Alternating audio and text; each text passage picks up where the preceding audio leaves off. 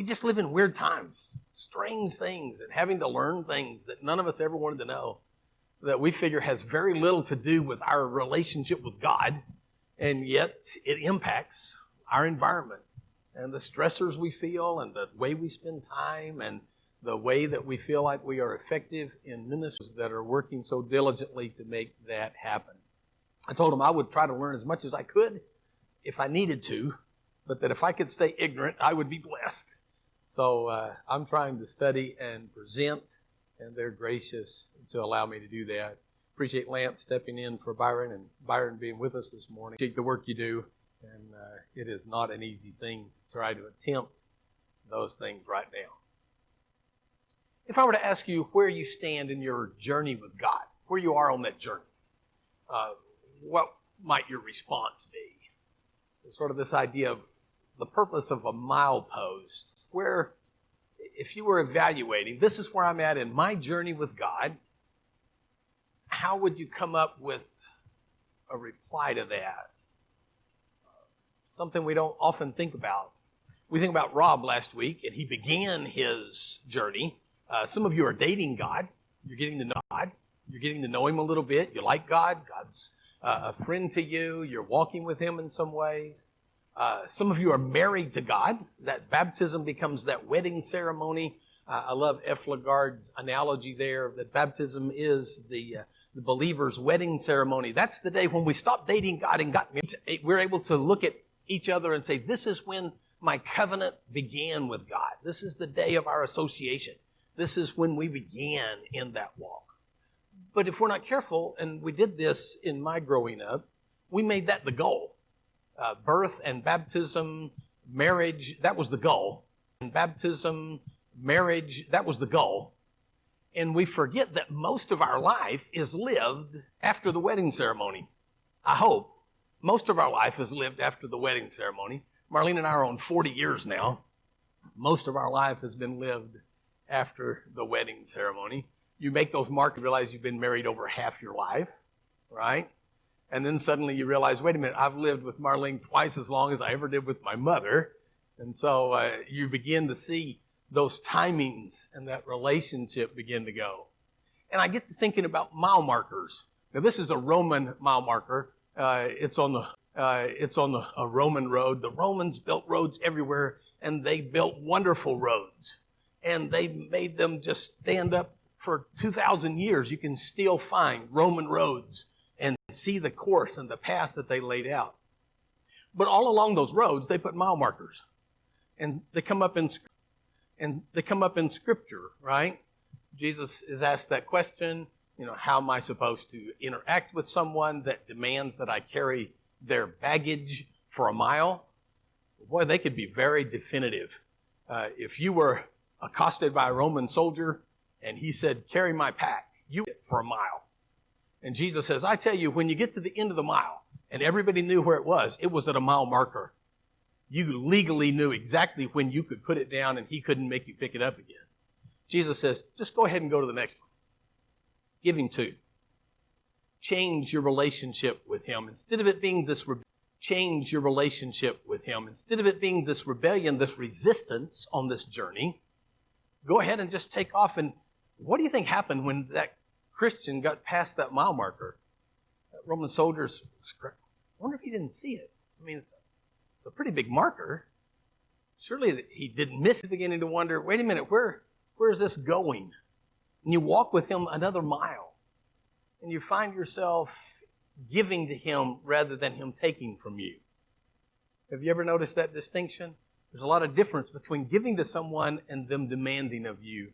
Most of us bow up and resist a little bit if it's demanded of us. But if we're able to give it freely, we just acknowledge it. We just let it go. In your relationship with God, I think there are some mile markers that you can personally see that allow you to say, here's where I've come with God. Now, as Dave said, before the foundation of the world, God had a course of action. He had a plan. He had a means, a method of arrival. And he gave us destinations. Our youngest daughter has moved from San Antonio to New Braunfels. She's working in Seguin. went to Blanco and then cut over to Fisher and down to Canyon Lake and into New Braunfels that way because I don't like I-35 unless I just have to like it. No traffic. I thought there would be some on 4th of July. There was none. But I've got a new phone. And when I hit my maps, to just remind myself of a course, it simply popped up and home was at the bottom. And all I had to do was hit home, and immediately it gave me 3 routes to get home by. One of them dark blue. That was the short one. Here's the short way home. We took from our distant past, but we took the long way home, and we got here. But it was pretty cool to just realize, hey, wait a minute, there's a button on my phone. All I have to do is find it, push it, and I go home. And when I got to thinking about this morning's lesson on this journey that we have with God, God ultimately placed within us this beacon that says, you're coming home. You're coming to me. You're coming my direction. And that begins to give us a destination. We know where we're going. We're going to be at home with God after time. In the middle here, we have time. But we're going to be at home with God after time. He was working for us before time. And now after time, we're going to go and be with God. And so we have this wonderful journey that we're on. But along the way, it can be a little difficult to know where you are. I did not like using the map on my phone. I told Marlene before we left home, I want a big paper map of Texas. Well, I've had lots of those through my life. Some of you don't realize how old I am. I've had lots of paper maps. I have one that was so worn out that the folds were all just broken completely. It was a perforated map. It had been folded in enough different ways. But I couldn't find it to bring up here this morning. I guess it has demised and gone away. But those maps are so cool because you can see the whole thing. You get on your phone, and then I'm always using my fingers. Get bigger, get smaller, get bigger. I can't figure out what's on my journey. And then my new phone did something to me I'm not used to. I'm used to north being on the top of the screen, right? And my phone didn't even put north on the top of the screen anymore. It began to do a route, and it flipped me. And I said, no, I can't tell where I'm at. I want something solid. I want something solid that I can read. And I don't know that we'll ever get back to those. But that's what God does for us in Colossians chapter 1. Only 4 verses this morning, 9 through 12. And they're all going to come up on the screen. I oftentimes tell you, you need to look them all up. If you want to, that's fine. I'm reading out of the New American, but all of the verses will be on the screen this morning. And this was one of those texts that I read it about 5 times and realized I'm having trouble with the rhythm of this text, seeing it. Go ahead and give me the first verse, Doug. And it's Paul's shepherding prayer. And so he's going to pray as a shepherd over the church at Colossae. And as he does, he actually gives all of us mile markers to tell how we're doing in our journey with God. And the reason I formatted it this way, and it was a little better until I went to PowerPoint, but I wanted you to begin to see the flow of it. As soon as I started breaking out the phrases grammatically, then it just opened up. And so I just want you to see how plain the prayer is. Here in verse 9, for this reason also, since the day we heard of it, he had heard of their love in the Spirit and their faith that we talked about last week. We heard of their love in the Spirit. Since we heard of it, we have not ceased to pray for you. It's good to know someone's praying for you and to ask that. I love that part. Not only is someone praying for me, yeah, I'll pray for you. Well, what are you going to pray for? I'm going to ask that. Something specific. I want you to be able to examine where you are in your journey with God. I'm going to ask that you may be filled with the knowledge of His will. That's what I want for you. That's what I'm going to ask God to give you. I'm going to ask that you may be filled with the knowledge of His will. Because if you're abusive of a parent to reprimand a child for not doing what they want done when they haven't told them what they want them to do, right? But if you've explained to them, this is our will, this is what we want, and God says, I have a will for you. On this journey we have together, I have a plan and I have a will for your life. And I want you to understand that. And Paul says, I know that's true, and I'm going to ask that you be filled with the knowledge of God's will. That all of you know what God wants from you. So you understand in this walk that it isn't one of those tension-filled situations. One of those tension-filled situations. It's an easy situation. You ever start a new class? In a new class, you have a new teacher. It comes up 2 weeks in, first test is going to come up, and you have that big sort of fear factor for a moment until you realize who this teacher is now. I know how to work with this teacher. I know how to study. I always loved the earlier they would give a test, the better I liked it. Because that way I understood how we did things. You get one of those college teachers that says, always test out of the footnotes. You say, yuck. But yuck. But at least I know now to read the footnotes, right? I know where to spend my time. Well, God comes along and he says, in our journey, I want you to know that I have a will and that I want you to know what that will is. And that you may be filled with the knowledge of his will in all spiritual wisdom and understanding. Now, the NIV has in all wisdom and spiritual understanding. And actually, pneumatikos comes at the end of that phrase and goes with both words. It literally should be in all spiritual wisdom and all spiritual understanding. It fits both of them. And wisdom is the ability to use what you know. Notice he said, I want you to know the will of God. The will of God. Wisdom is the ability to use what you know. Now that you know the will of God, I want you to have the wisdom to know how to use it. And understanding is, aha. The aha moment came up. It hit me. I got it. Right? And so we can begin to understand God's will with this simple illustration. Thou shalt not, simple illustration. Thou shalt not steal, right? One of those great 10 commandments, thou shalt not steal. We know God's will. Don't steal. It doesn't take much wisdom to hear God say, don't steal. Right? Wisdom begins to come in when we hear God say. And so now he comes along and he says, rather than stealing, he wants his children to share.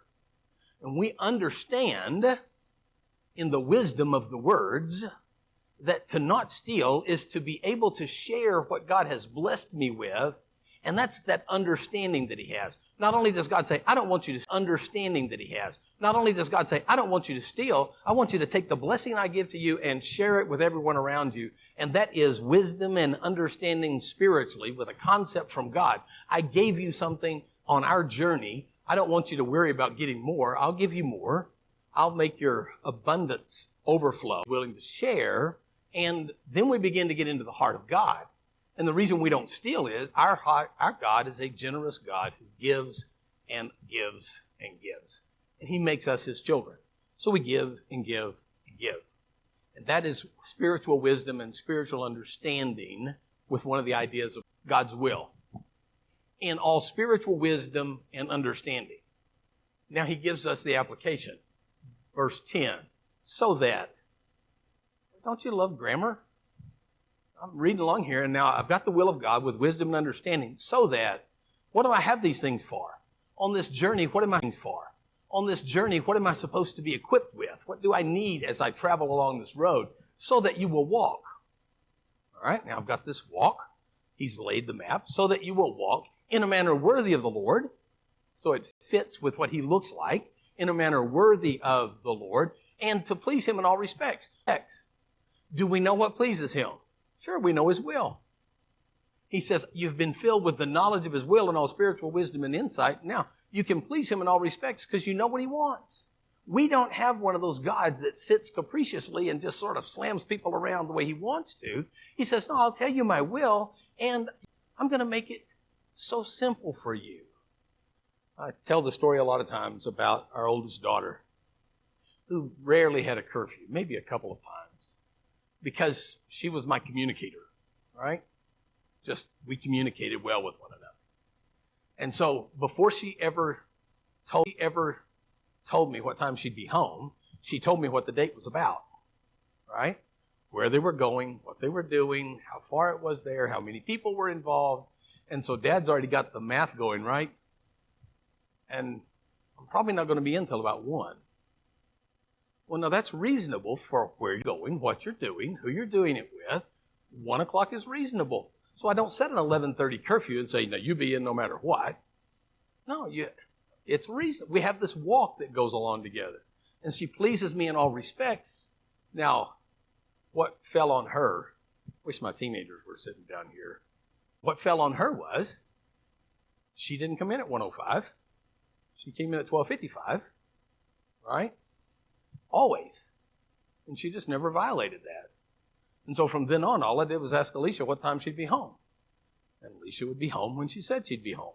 And there was never an issue or a problem with that. There was never an issue or a problem with that. She wasn't on a journey doing things that were unhealthy. As you're walking with God and you're doing things that are pleasing in His sight, if you keep doing the things that are pleasing in His sight, He can have much more liberty with you and give you much more freedom and leeway. And that's what He wants to do. He says, I want to free you in what I long for and then liberate you to do the very thing that is best for you. Now, do you hear that? I want you to do the very thing that is best for you. God is not this restrictive God who's trying to control you. God is this wonderful, liberating God who is doing all He can to help you learn what's best for you to do and how your journey functions best. And then He says, walk in a manner pleasing with me, worthy of the Lord, pleasing me in all respects, bearing fruit in every good work, and increasing in the knowledge of God. Bearing fruit in every good work. Now, if you're on this journey and you look like Marlene's tomato vines, you probably should repent somewhere. We got these spindly little tomato vines, 6 or 8 tomatoes on them. The birds, it's one of those type deals, right? They're not bearing much fruit. But if in your walk with God, you're able to evaluate, wait a minute, I have less anger issues than I used to have. I must be giving the control of my temper to the Spirit of God. I am more generous than I was. I'm not as selfish as I was. I'm bearing fruit. My witness, my testimony to those around me is that the will of God is changing how I walk my life, how I live my life each day. And it's changing me radically. Born is of God. It is of love in the Spirit. It is about who God is. And so when you take that and you begin to look at the barometer, you say, here's 1 mile marker. Suddenly my road rage isn't what it used to be. Suddenly I find myself not only not committed adultery, but I actually love my wife. You see, there's a big difference there. Thou shalt not commit adultery. We know God's will, don't do that. But then we also know, I want you to love your mate and submit to their needs and treat them in that way. To not commit adultery? Well, sure it is. But it is absolutely loving then to understand, not only does He not want me to hurt her, He wants me to bless her. He wants me to help her. He wants me to pick her up and encourage her and lift her. He says, that's how this walk is witnessed. And your wife suddenly comes to you and says, I think we ought to start going Wednesday night, Sunday mornings, helping you out. Church is working for you. This walk with God is advantageous for you. It's an advantage for where we are. Increasing in the knowledge of God. Now, back in verse 9, he says, I'm praying that you will know the will of God. Now he says, I'm also going to testify that as your barometer, as your mile markers come up, you suddenly realize that you're increasing in the knowledge of God. I know more about who God is, what God wants, what God's nature is, what He likes. And that God isn't there to try to trip me. God isn't there to say, I hope you make it on your own. God is there to say, I take care of the birds and the flowers. I'm the one who tends, the God of provision. You can have peace. Better is one day in His house than 1,000 anywhere else. And so we have that verse that comes to us in that way. And the wisdom that Pat read about that way. Wisdom and understanding from Proverbs 2, 1 through 10 are key words that just keep coming up. And in that passage it says, if you will pursue wisdom and gain understanding, you will know God. You can come to know Him. The goal isn't to know about God, another level. Now my journey is strengthened with power. So I want you to know the will of God so that you may walk in a manner, and now you're going to be strengthened with power. Now, the source of this power is according to His glorious might. And the purpose of this power, and so the source becomes according to His glorious might, and then the purpose of that power is for the attaining of all steadfastness and patience. We're headed home yesterday. I asked Marlene, do you need anything? No, I don't need anything. And I said, well, we're coming up on Marble Falls. Are you okay, or do you want to wait till Lamb passes? Okay, or do you want to wait till Lamb passes? Oh, wait till Lamb passes. I have steadfastness and endurance because on my journey here, I know where I'm at, who I'm walking with, and where that next mile marker is. And because we have attained His glorious might, He has blessed us with that. Then He says, you can run for you. You can lay aside every sin that encumbers you. And you can take the journey and move the way God longs for you to move because you're strengthened with all power according to His glorious might. Think about that for a minute. What do you need to do? Is God able to do it? Is God able to do it? You say, well, you didn't fill in the blank. I don't care what it is. What do you need to do to be pleasing to Him, to walk in a manner worthy of... He will equip you to do what you need to do, to walk the walk He's asking you to walk when it's according to His will and this knowledge, the knowledge of God. He says, I'll empower you by my glorious might. Gideon, you need to take out some folks. Okay, I'll just give you lights and trumpets, and you can take out some people. I can fight for you. The battle belongs to me. You sing it all the time, but do you believe it very much? He says, it's according to His glorious might for the attaining of all steadfastness, and that is a strange word. It's hupomene. It literally means to stay underneath. It's as though you were abiding under a table. So all steadfastness is to be able to bear up underneath it. Boy, if anything has asked me to bear up underneath it, it's coronavirus. To bear up underneath it, it's coronavirus right now. He says, I need to bear up underneath it. Well, I have steadfastness because 100 years from now, they'll be telling stories about the next epidemic or pandemic or whatever comes, just like we talk about the Spanish flu from 1918. This is not, it is not the end for us. If it is, then God's got the end in hand. It's okay. But He's simply letting us know you need steadfastness and patience. And that's macrothumia. That is a long-suffering word. Macrothumia, it's just a long word, right? And so it sort of makes you think, it's just a long word, right? And so it sort of makes you think about that. So I need to bear up under what I've got to bear up under right now and do that for as long as it takes. And so he says, when I'm strengthened with His glorious might, walking with Him, knowing His will, and submitting to it in every way, this is my outcome. As we close. Joyously is in verse 11. It should really be in verse 12. And almost all versions will put it there. So we are attaining all steadfastness and patience, joyously giving thanks to the Father, who has qualified us to share in the inheritance of the saints in light. He's qualified us to share in the inheritance of the saints in light. He has sealed us for the day of redemption. He has marked us for the time of His coming. He's qualified us. You're an heir. You're an heir. Wait a minute, what's going to happen? I have an inheritance. What am I worried about? I have an inheritance. I don't know about you, but in the midst of all of the situations that come along, if someone says, I know you don't have everything you think you need right now, but don't worry. Your inheritance is everything you will ever need, more than you can ever dream of. And so now we can just have joyously gratitude, joyously filled with gratitude, joyously giving thanks to the Father. Because He says, I'm qualifying you. So now think about that mile marker for a moment. I'll hit the next slide just for a minute. Mile marker for a moment. I'll hit the next slide just for a minute. If you want me to forward you this slide, I will. This is that slide with all of those verses just broken out that way so it reads easily. And I'll just send anyone that slide that would like it. If you'll email me preacher.bennett@gmail.com. I'll forward that on to you. All right, your take home this morning. Do you have a better understanding of your spiritual walk? That God birthed you and married you for a walk together with Him. A little better understanding of that. That God has a plan and a course of action, and He wants to have mile markers and barometers and show you, boy, you really got a short fuse right now. Well, my barometer isn't servicing very well.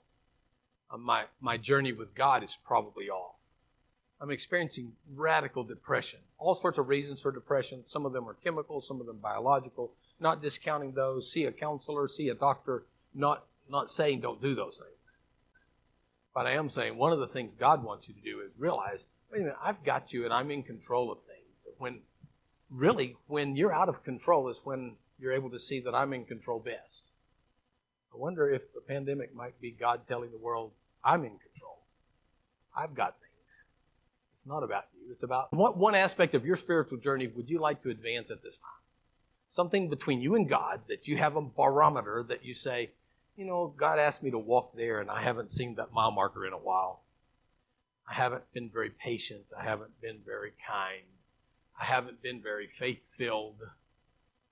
Pick one this week and work on it. And look at the map and let God journey with you to that mile marker and show you at the end of the week, we got there. This is where we are on our journey. I'm glad that I don't know when I'm going to die, aren't you? I'm thrilled to death that I don't know that, because I would live totally differently if I knew that. But yet I'm also glad that I know that God has me in the end.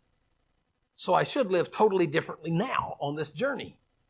Why should I listen to the voice of Satan, and the voice of the evil one, and the oppressor that comes and says, you don't deserve, you're not in charge, you're a low-down, dirty bum. And God says, no, you're my child that has an inheritance with the saints in light. That's who you genuinely are. So hear the voice of God today. Don't listen so much to the voice of the world today. If you're dating God and would like to get married, what a great time to do it. God's always ready to finalize that covenant, that commitment, that relationship with you. If you are on that journey and you thought that being baptized was the goal, then realize He expected the marriage to come out. He longs for you to walk with Him every day. And He has a course of action for you to take. Appreciate your attention today. Look forward to our continued time of service together. Check on folks. Be an encouragement to them. If you would need assistance for anything right now,